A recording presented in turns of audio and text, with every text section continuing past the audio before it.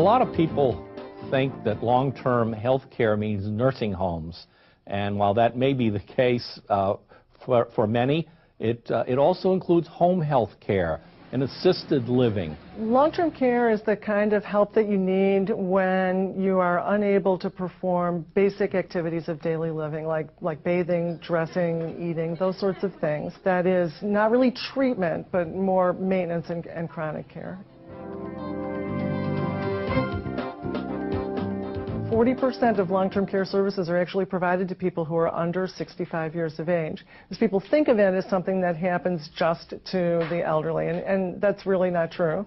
A lot of people have illnesses that are progressive in nature. There's conditions like MS or rheumatoid arthritis that begin in your younger years and extend over periods of time.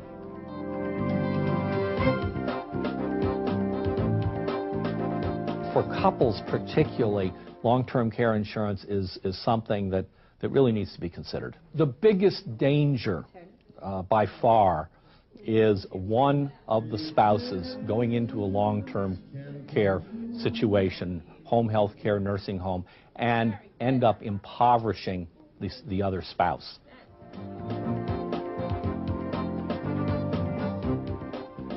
The national average cost for nursing home right now is $71,000 a year.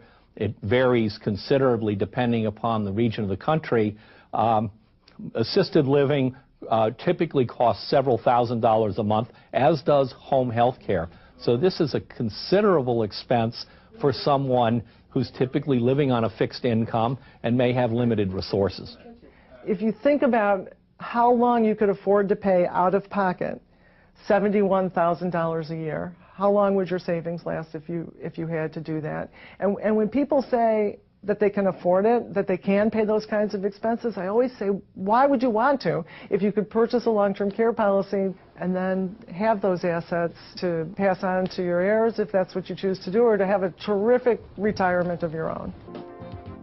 This is an issue that people need to think about. Baby boomers are seeing their parents, perhaps their health situations deteriorating, and it's natural not to want to think about it, but it can be too late to acquire this coverage if health matters intervene or it becomes prohibitively expensive. So the 50s are typically the best time to consider long-term care insurance.